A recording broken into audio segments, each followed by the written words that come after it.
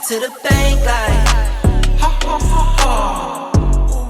Go, go. Left it to the bank like ha ha ha ha. Welcome to In the Zone on a Wednesday morning, and it has been a struggle for me to get to this podcast. There has been a lot going on, but not only has there been a lot going on that has tried to block me from doing this, but there's been a lot going on to give me something to talk about. Coach is getting fired. But could there be a reason behind them getting ousted?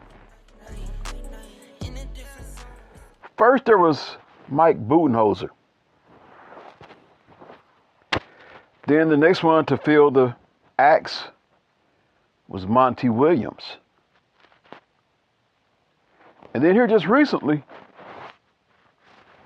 even after the star player gave stern words, so to speak, basically taking accountability for his own actions, I'm talking about Joel, the process Embiid, it is said that even the players quit on Doc Rivers.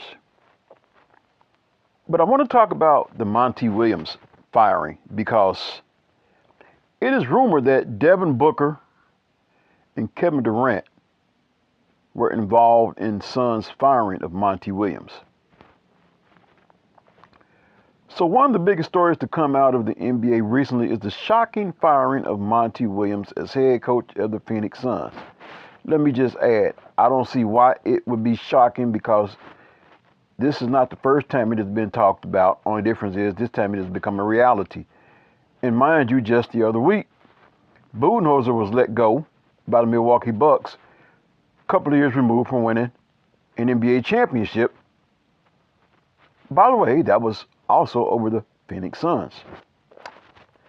So the Suns' decision to part ways with Williams came shortly after their exit from the 2023 NBA playoffs via a second-round loss to Nikola Jokic and the Denver Nuggets. Apparently, Williams' firing was also one that was made with Devin Booker and Kevin Durant both part of the decision-making process per Shams Charania of The Athletic and Kevin Zimmerman of Arizona Sports. I'm told unequivocally this was an organizational decision from owner Matt Ishbia down to management and on down. The Athletic Shams Charania told Arizona Sports Bickley in Morado on Monday. I do believe Durant, Booker, these are all guys that were involved during the process. Moreover, Charania also said that he believes that Devin Booker was in the loop on it. Matt Ishbia, becoming the new owner of the Suns, gave the impression that Phoenix is going to have major changes. Handing Williams his walking papers certainly counts as a big move for Phoenix. The Suns had reached at least the second round of the NBA playoffs in each of the last 3 seasons. This stretch included its finals appearance in 2021 when Devin Booker and company came just 2 wins from winning it all. The Suns still consider Devin Booker and Kevin Durant franchise cornerstones. Now, the Suns are in the market for a new mentor who will handle the talent-laden Phoenix team. And in still looking at Phoenix, apparently the Suns are tired of DeAndre Ayton antics following playoff antics. Not every season can end in winning a championship. But for the Phoenix Suns, this is their expectation after trading for superstar Kevin Durant, firing Monty Williams after a handful of successful seasons as their head coach. The Suns are entering an offseason in which they will also have to reevaluate DeAndre Ayton's long-term future with the franchise. Returning to Phoenix on a 4-year deal after signing an offer sheet with the Indiana Pacers last season, Ayton's fit with the Suns continues to be in question, and it would not be shocking to see the team look to move on from him in the offseason as frustrations mount following their brutal exit from the NBA playoffs this 2023. ESPN's Zach Lowe and Tim McMahon discussed where the Suns go from here with Ayton on the latest episode of the Low Post podcast. The organizational discontent, impatience, eye rolling, whatever with Ayton go way beyond Monty Williams, Lowe stated. There's a lot of people in that organization that are tired with DeAndre Ayton. You can see it in the game. You don't even have to be at the game to see the body language, the eye rolling, the what is this guy doing? The idea of the Suns being tired with Ayton should not come as a shock, as the Suns center looked to leave the team in free agency last offseason. The disconnect between the player and those higher up in the organization is very apparent. While a good amount of blame can be put on the Suns' leadership for this, blame must also be put on Ayton for his unwillingness to adapt.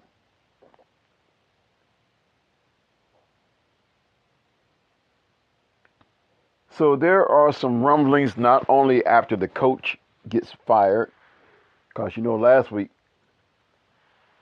there was talk of the Suns aggressively moving on from Chris Paul, but you also heard Ayton's name mentioned in there as well. So things are about to literally, pardon the pun, heat up in the desert. However, Pacers and Blazers are exploring potential DeAndre Ayton trade with the Suns. So let's see how this may play out. Soon after the Phoenix Suns were overwhelmingly eliminated from postseason contention midway through last week, rumblings started to surface suggesting that major shakeups could be coming to the organization and that big man DeAndre Ayton could find himself being shopped on the trade market this coming summer. Despite his admission of being content with remaining part of the franchise moving forward, trade chatter has only seemed to have gotten louder as time has gone by, and recently it has come to light that both the Indiana Pacers and Portland Trail Blazers are looking into the 24-year-old's availability per a report by Hoops Wire's Sam Amico. The Suns are likely to reach out to the Pacers about a potential trade centered on Ayton, sources said. Indiana signed Ayton to an offer sheet last summer, prompting the Suns to match and keep him. The Blazers may be among the teams interested in Ayton per Eric Pincus of Bleacher Report. Portland was linked to Ayton last summer when he was a restricted free agent, Amico wrote. As mentioned in the report, both teams have shown an interest in bringing on DeAndre Ayton in the past, with the Pacers coming the closest to doing so as they inked him for a 4-year, $133 million offer sheet last summer, the biggest in NBA history before the Suns ultimately matched it. Now, after an up-and-down campaign, it appears Phoenix is living to regret their decision to match while the rebuilding Pacers are still open to the idea of a partnership with the former number 1 overall pick. So now things get kind of interesting. Let's see how we can spin this. The Pacers want DeAndre Ayton, but the Blazers are also in the running for DeAndre Ayton, or let me say, are interested in DeAndre Ayton. Question is, what do you do with Damian Lillard? Would this be a good fit with Damian Lillard, that you have a bona fide big man? Or do you look to send Damian Lillard because there's a possibility that Phoenix could be without Chris Paul? Of course now, Lillard has been very loyal to the Portland Trail Blazers organization. But at what point do you weigh out loyalty versus the chance to win a championship? At what point do you say, Portland, I love the city, I love the organization, I love everything y'all have done for me. Only thing missing on my resume is a championship, and I would like to experience a championship. Phoenix would probably be the best option to get that championship. I mean, you look at the fact they have Kevin Durant, they have Devin Booker, and what better chance to move on to better your chance of getting a championship by taking a look at what does Phoenix have to offer you and getting you closer to that championship ring. You've had a good career, so now you have to weigh out the decisions. Loyalty to an organization that's been good to me, but have they really been good to you? What have they put around you to get you close to winning that championship versus what you can get by going to Phoenix? So there's a lot to unpack. There's a lot to weed through. There's a lot to sift through. So the off-season drama known as the NBA off-season and trade rumors, well, in the good old words of good old JR from the WWE, AEW, whatever, business is about to pick up. This off-season could be a very busy and a very interesting as well as entertaining as the WNBA. Tell you what I'm going to do right now. I am going to take a break, and when I come back, I will have some more for you. So stay locked in the zone with yours truly, Anthony Smith, on a wonderful Wednesday morning. Moving too bossy, we don't tread softly, but not flossy, the streets done taught me, moving too bossy, we don't tread softly, but not flossy, the streets done taught me, I'm just trying to get my nigga paid. We came from Section 8, and I knew I was at since the second grade. Man, I swear my time is coming, cause I'm never late. Came from broken homes and broken dreams to getting paid. Dollar bill, listen close.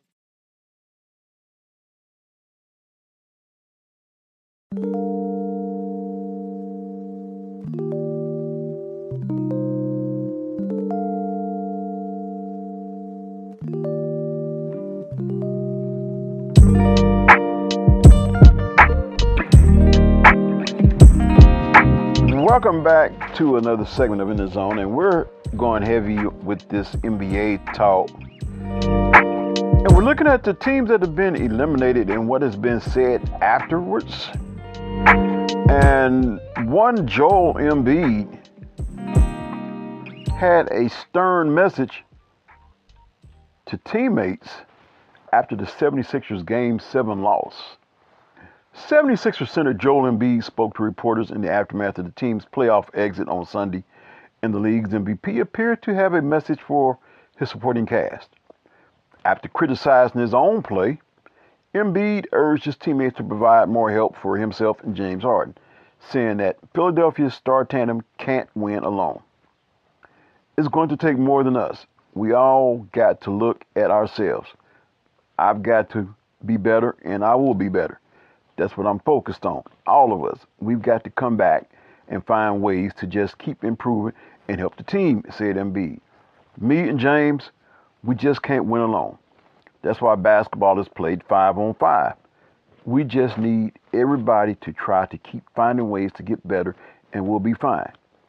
Embiid's comments come on the heels of a disappointing 15-point performance in the decisive Game 7. He and Harden combined for just 24 points, while Celtic star Jason Tatum set a Game 7 record with 51 points as the 76ers was blown out 112-88.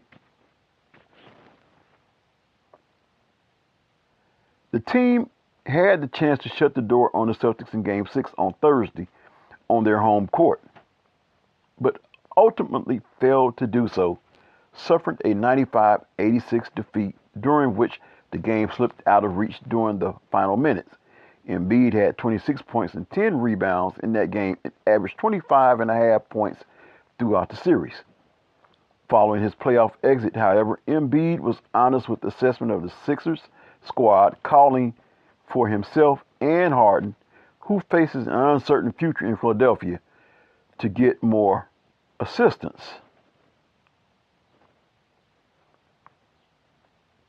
However, in saying that, the NBA world blasts Joel Embiid for his post-game comments.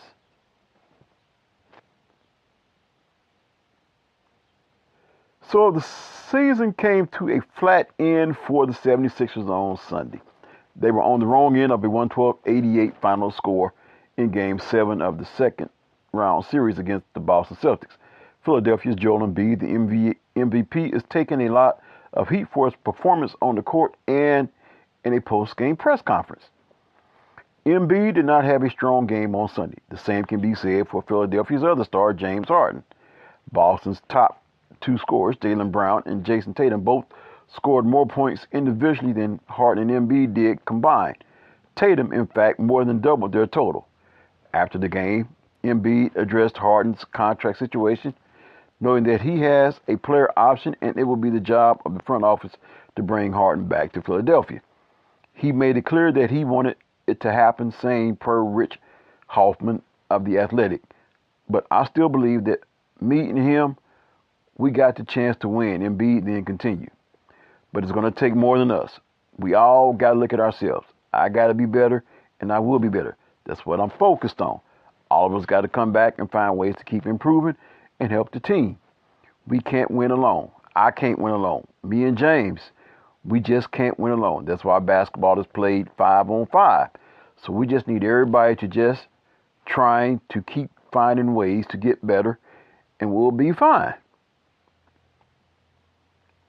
Of course, basketball is a 5-on-5 game, and if Harden and Embiid, or even just one of them, had a great game in defeat, the comments would be more valid. But that wasn't the case. Embiid and Harden were probably Philadelphia's worst two starters on Sunday. With that in mind, Embiid's post-game comments were not taken well. Here's a Joey Wilkinson at Assassinated Tate. Tobias Harris, 19-5 on 53.8% field goal shooting. Tyrese Maxey, 17 points, 3 of 4 on 41.7% field goal. PJ Tucker, 11 points, 57% field goal. Harden and Embiid, 8 of 29 from the floor combined. Deflecting to the others when you got double-digit scoring from three role players is straight up a lack of accountability. Another one says, yeah, he can go. Probably in regards to James Harden. Eric the Great at Eric_DELALUZ. Full quote is slightly better, but he is not the one to be saying this, LOL. So yeah, there is some hate going on toward Joel Embiid, especially when you got people that are stat tracking and can call you out on things. But you know what? I tend to side in this case with the player as opposed to the Twitter keyboard warriors who sometimes just don't have a clue or are not playing the game. As long as the players know what Joel Embiid is talking about and they have that with each other, I see nothing wrong with what he said. Because first of all, he did call himself out. Something that a lot of us won't do. We won't take accountability for our own selves. So yes, he called himself out first before addressing the team. So that's what a leader does. A leader will call his own self out. He will criticize his own self. As a matter of fact, Joel Embiid is his biggest critic. That's on record. So in that, you seen where he did talk about his own self. And he didn't just talk about that game. He talked about pretty much the series. He knew they had the chance to win. He said, we collectively need to find ways to get better. Because there were some games where even the role players didn't play their part. They didn't, well, pardon the pun, play their role.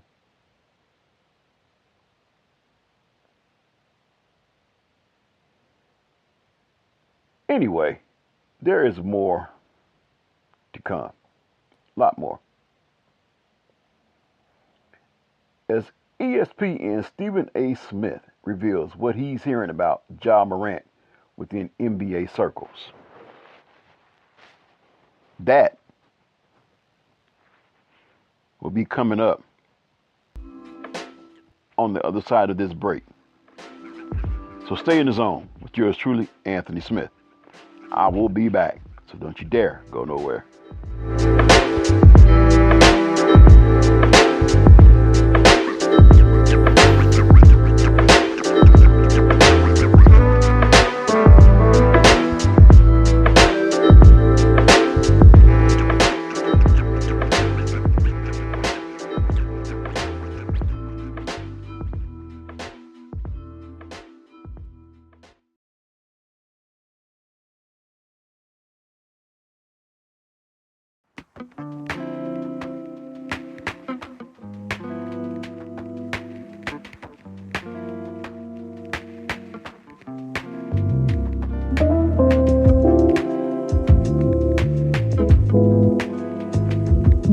Welcome back to another segment of the A-Train Sports Talk.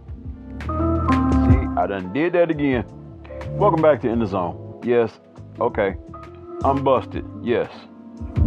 I'll admit, yes, I do have 2 podcasts. But you know what? I've heard guys in radio, I'm not going to call them out this time, but I've heard guys in radio, especially when one has to cross over on another show, and say, you're listening to such and such a show. Oh, I'm sorry, I'm so used to being on in the evenings. You get my drift. So, yes, those things happen. But welcome back to In the Zone. So in my last segment, as I was going out, I was talking about what Stephen A. Smith had to say, what he was hearing about the Ja Morant situation. We're going to get to that, but I want to get back to Philadelphia and what's going on there, because we know that they fired Doc Rivers. Matter of fact, there was a lot of outside people. I have friends on social media wondering, why has Doc been around so long? He hasn't done nothing since he won a championship, which is true, but he's never lost though either. He just can't get those teams over the hump. As a matter of fact, I was listening to a radio show yesterday. Matter of fact, there was the local guys, I do believe. They was like, well, can Doc get them over the hump? And the answer was no. Let me do my Draymond. Can Doc get those guys over the hump? No. Do we have the guys that can get them over the hump? No. Yo. That's my Draymond Green impersonation. But anyway, you heard everything that Joel Embiid had to say. He also received some backlash for his comments, which I see nothing wrong with him. But this might ratchet up the criticism of Joel Embiid and players, because now it is being reported that the 76ers didn't want to keep playing for Doc Rivers. The Philadelphia 76ers surprised many around the NBA on Tuesday when they fired head coach Doc Rivers after 3 seasons. My question is, why are you surprised?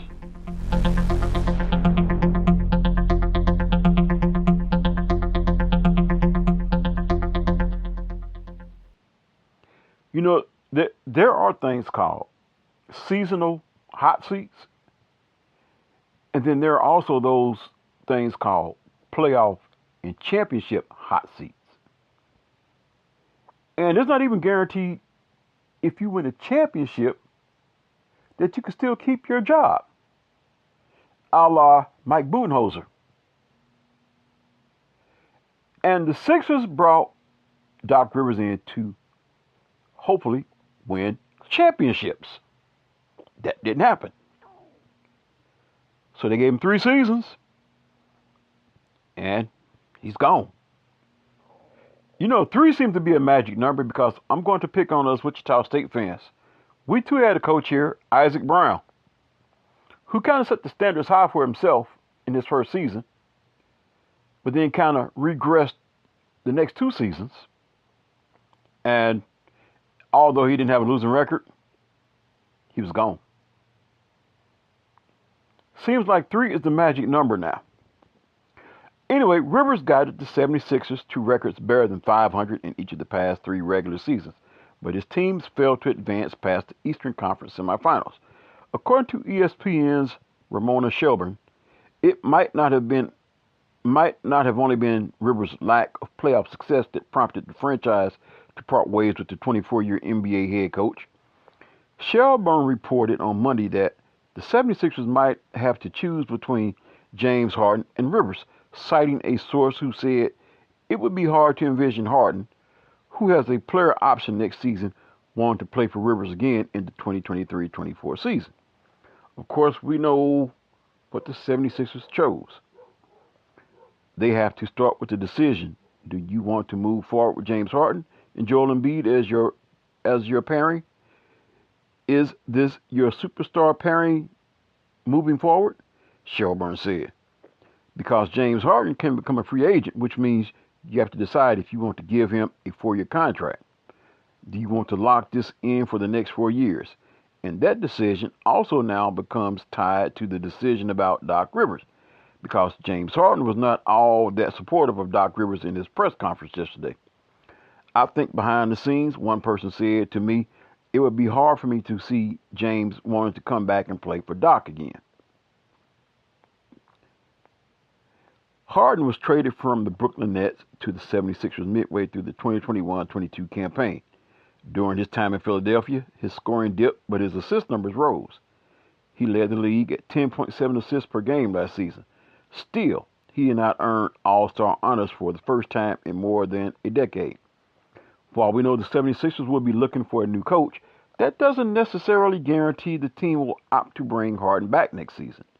Harden was arguably more to blame for the team's losses to the Boston Celtics in Games 6 and 7. He shot a combined 7 of 27 from the floor and 1 of 11 from three-point range during the 2 contests. It will be interesting to see how different the 76ers look next season in their quest to win their first championship since 1983. So there you have some more Philly news.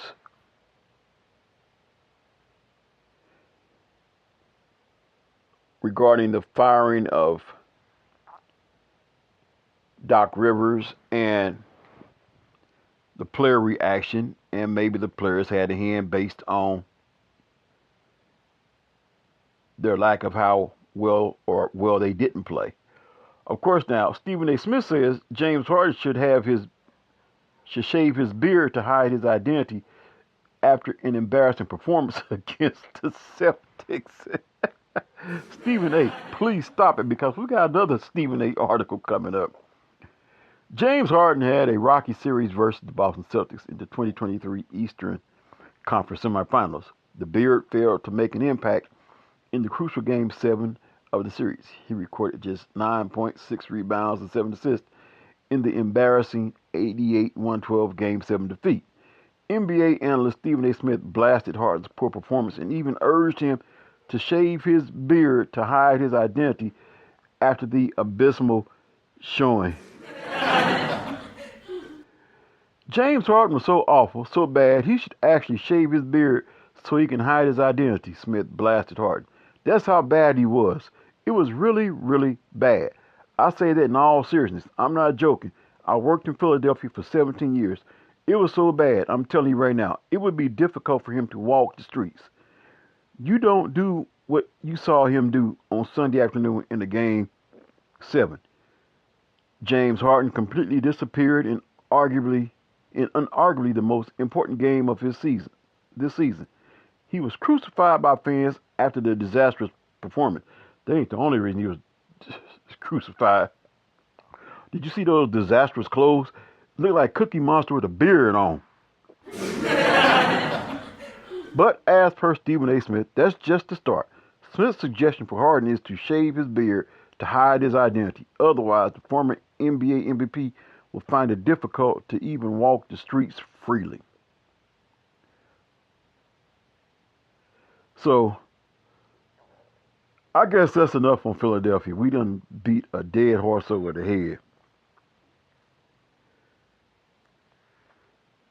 So, As I get ready to close out, when I left out of my other segment,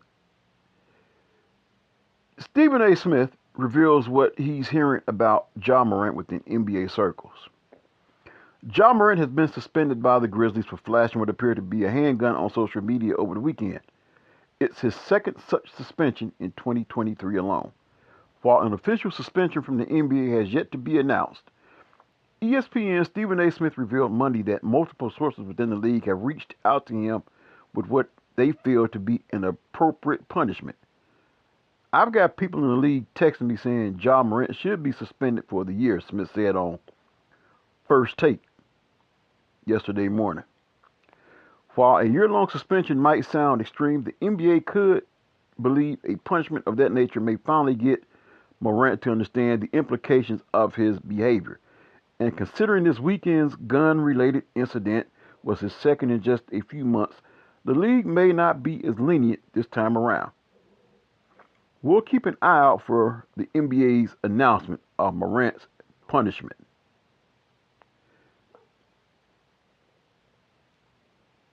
As a matter of fact, some of the comments, one says, and this is from a guy, Boss Knight 323. Suspend him for the year, rework his contract, and get him enrolled in mental health classes and not 1 week health vacations. Here is an excerpt found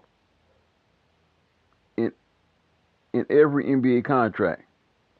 The team may terminate this contract upon written notice to the player if the player shall at any time fail, refuse, or neglect to confirm his personal conduct to standards of good citizenship, good moral character, defined here to mean not engaging in acts of moral turpitude, whether or not such acts would constitute a crime, and good sportsmanship to keep himself in first-class physical condition or to obey the team's training rules.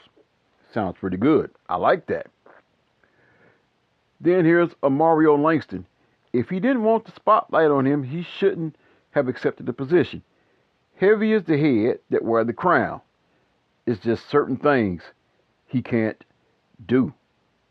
These sound like some comments that make a lot of sense. One said, it's not mental health, it's stupidity. True. And Stephen A. Smith even addressed something like that. He says the difference between saying, that's stupid, and you're stupid. If I say you're stupid, then I'm talking about you and I'm slandering you. But to say what you're doing is stupid is a whole different ball game. And what Morant is doing is just plain stupid. Anything less than a year makes the league look bad now. I wouldn't be surprised with an indefinite suspension that lasts over a year. Let me give you my thoughts. My thoughts was this. They suspended him for 8 games. Like I said, that was a week vacation. Pretty much. A week and 1 day. And I was thinking on the lines, suspend him 50 games. That's over half the season. Which means you ain't going to get no awards for anything. You're not going to play in the All-Star game anyway. So, you coming in on the last 32 games of the season, 82-game season. That would be his second strike. Third strike, you get an indefinite suspension, which could last a year or more. But I kind of like the thought of go ahead and suspend him for a year. Because sometimes you don't miss your well until your water runs dry. And depending on how well he handles his money, you miss out on $39 million. That's a good chunk of change. Now, he was riding around with young NBA boy. But you have to understand what those acronyms mean. It does not stand for National Basketball Association either. I caught a clip of a guy that said, Young NBA stands for Never Broke Again. And I need y'all to pay attention to what I'm about to say, because if you saw that video surface, you notice how quick that video turned off once you seen Ja Morant flash the gun? And I know it's easy for us on the outside looking and say, well, why would he roll around with friends like that? Friends like that that get him in trouble are not his friends. In that case, that was his friend. Because you have to go back and really look at that video, because there was a guy that was commenting on it, and you know how y'all say, help me make sense of this? When you seen Ja with the gun, notice the guy, when he saw that Ja had the gun, he tried to turn the camera phone off of him. But there's an old saying that goes like this: too little, too late. In other words, the damage was already done. He tried to save Ja, but Ja has to want to save himself. There was another article dealing with Ja Morant, and I had some friendly banter with one of my social media friends. And as I get ready to close this out, I want y'all's take on this, because this article says it like this: Los Angeles Lakers could land Ja Morant in a blockbuster trade after his latest controversy.